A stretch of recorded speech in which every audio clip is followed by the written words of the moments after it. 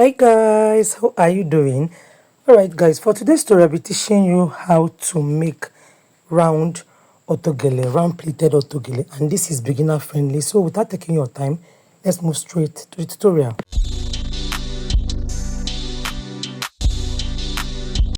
So guys, I've already made the autogele base, and if you want to learn how I made this autogele base, please go to my channel and watch this particular video.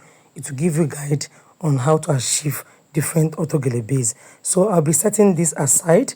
So this is the pieces I cut out for the handle. This is 10 inches length, and I divided into two and I sew it down. Watch my videos on autogele. You will learn how to make this handle. So I'll be setting this aside.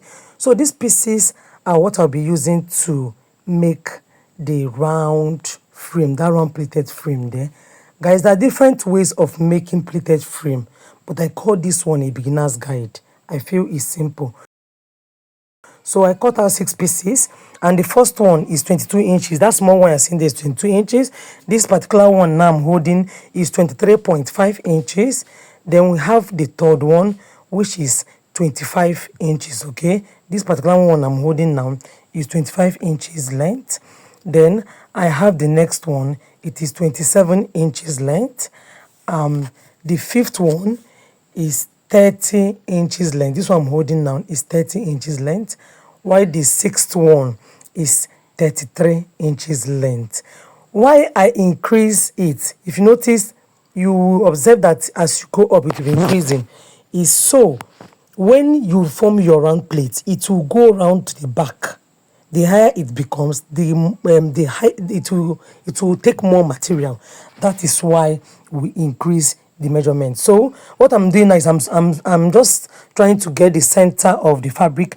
I'll fold the smaller one, which is the smallest one, which is the 22 inches, and I also folded the 23.5 inches one, and I put both of them together. I located the center part of it and I hold it with my pin.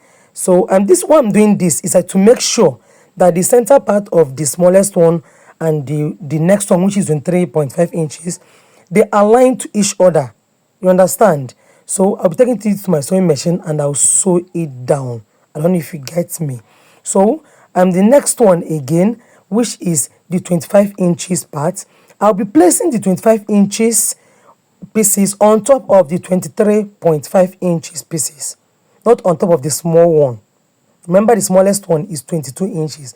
The second one is 23.5 inches. So the 25 inches now will be on top of the second one, which is 23.5 inches. So don't get confused. Don't if you get me. So I will locate the center, just fold it, press it down to get the center, placed on top of it this way again. Then you can use your pin as a beginner. But if you know you can sew without using your pins, no problem. So this method is what I'll be using to sew every pieces down. Don't know if you get me. When you locate the center, you attach all, then sew down. So you can see the way it looks. This is the first one, that 22 inches, the 23.5, the 25, the 27, the 30, and the 33. Don't forget to align it. Make sure you get the center part. So from the topmost one, which is the 33 inches, you fold it down this way. So what I'm doing now is plating down. This is what we call plate. This is how to form your plate. You can see the way I'm doing it. So you continue to roll it down till you get to the end point. Guys, you can use your table as help. If you're a beginner, you can use your table to form the plate, and I will advise you to get a curvy plate, so you can drop this on top of your dummy head or on your laps, just to get a curvy part. So what I'm doing now is to get the center part of this plate. I don't know if you get me. So I'll be adjusting the fabric, so I'll make sure that it aligns very well, and this is the center point. Don't know if you can see it. So you can see the base on top of my dummy head. So I'll place this plate on top of this dummy head to make sure that that center point aligns with the V plate. I don't know if you get me. So I'll use my pin to hold it. Why I'm doing this is because I will still go to sewing machine and sew this fabric for the plate on top of the base. So the reason why I said you should get a dummy head for this round plate is because normally human head is not flat, it is curvy. So try to get a curvy, a dummy head, or use your laps if you don't have a dummy head. But I would advise you to get a dummy head or use a custard bucket while forming your pleats. So when you keep it on your base, it will come out in a curvy pattern. So what I did here is I placed this on top of the autogele base, but I did it in a curvy pattern. So I'll be doing something I did on the right side, I'll be doing it on the left side. You understand?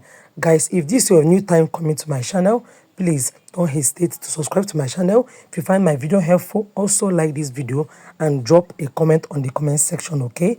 So here, I'll take this to my sewing machine. I'll remove it from the dummy head and sew it down. So this is the outcome of mine. I'm done sewing, and next thing I'll be doing now is to plait that same plait. I will start folding it down again. That's why I said, as a beginner, form your plait first before sewing it down to the base. This is just the reason. So it will be easy for you after sewing to your base. But if you feel you can form your pleats as in you can form your pleat after sewing to your base, no need pleating before sewing. But I advise you as a beginner, please pleat before sewing it to your base. I don't know if you understand me. Alright, so you can see what I'm doing now. I'm just trying to rearrange my pleat because definitely your pleat will scatter. But because you've done this pleat very well, you notice that while rearranging, it will not be so difficult. So at this point, I used my long needle to hold it just to the center of the autogele base. Then I'll start arranging the pleats again. Okay, please, if you have not joined our WhatsApp group, I would advise you to join my WhatsApp group. There we have different sew made there. You can ask your questions, and thank God for the people God has been using to, in fact, we teach each other there. You can bring up some designs there, and definitely we have some people that will answer you any question you throw to the group. But if you're unable to join via the link is on the description box.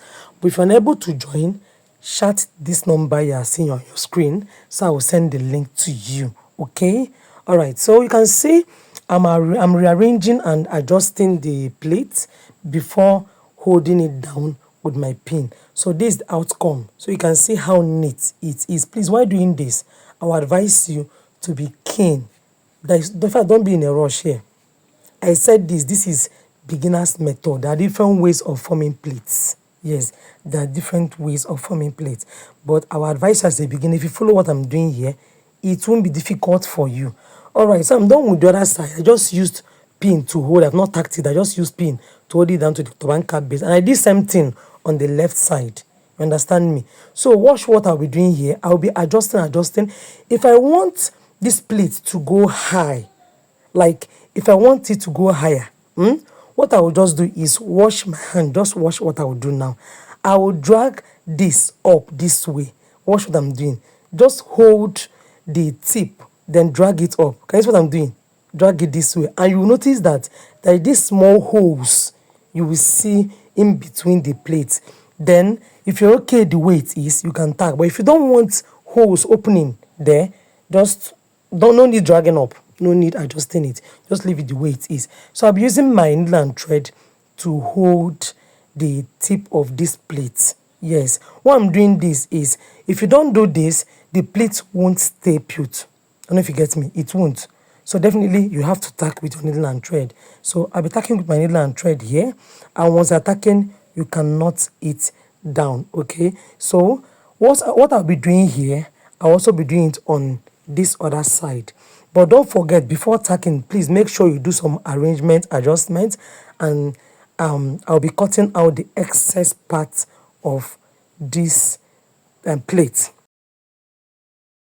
So once I'm done doing this, what I'm doing now is to show you how to attach the handle. You can see the way I placed that handle. So place it this way and sew with your needle and thread here, not with the sewing machine.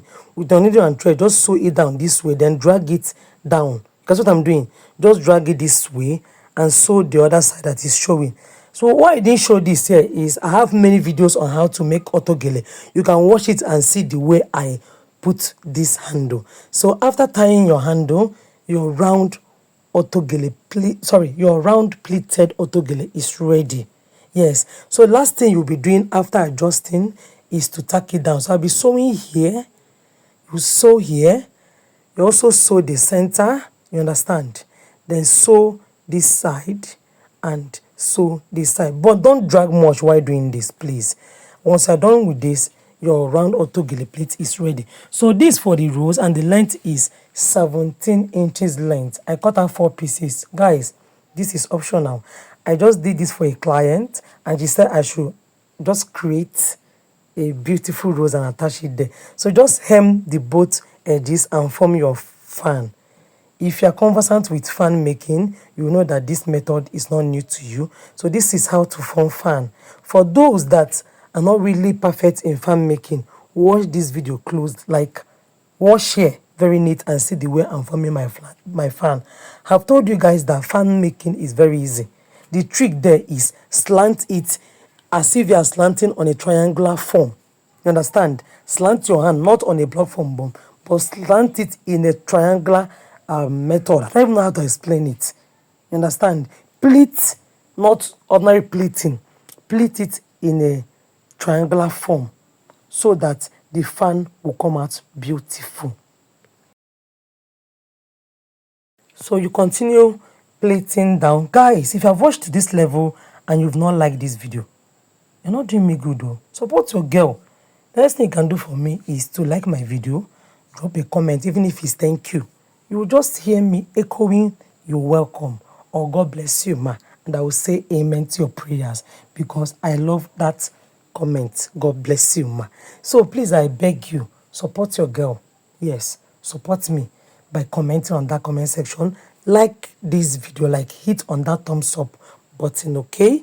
And if you're new here, subscribe. Hit that subscribe button and join the unique family. For my returning subscribers, you know I love you all. All right, so just take this to your sewing machine and sew down. As you remove your pin, you sew down. As you remove your pin, you sew down. So I'm done sewing and this is the outcome of mine. So next thing I'll be doing is to form the rose pattern.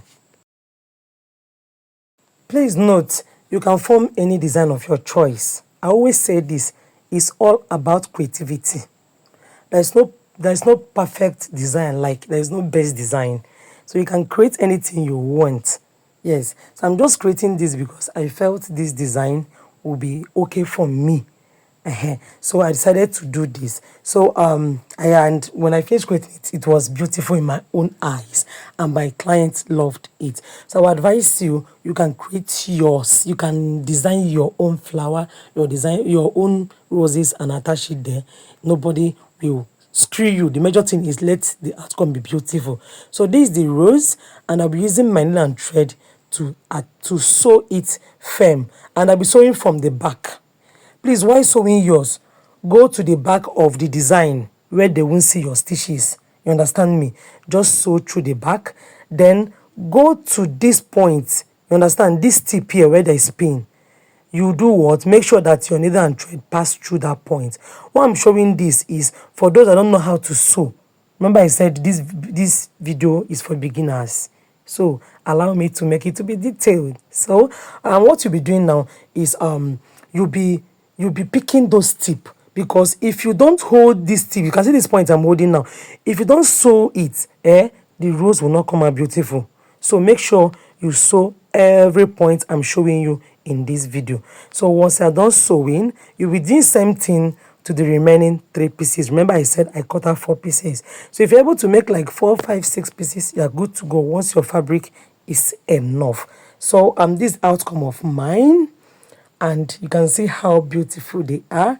Next thing I'll be doing now is to start placing it. So I'll be showing you how I did my placement. I'm just using my long needle to hold it here. So I placed the first one this way, place the second one next to it to make sure that there's a close-up there. Then I still used my long needle. I placed the third one. While I'm doing all these things is, don't be in a hurry to start tacking. I like placing my work first, give it a long view, like I'll look at it to make sure it's beautiful before I'll start tacking. I just don't like rough work, like after sewing, you start loosening up. So this is the outcome of it. So I'll start tacking every roses down, and after doing the tacking, this is the outcome. How do you see this beauty, guys? How do you see this? And the letter embellished with my stones. So thanks for staying up to this time. See you guys in my next video. Bye.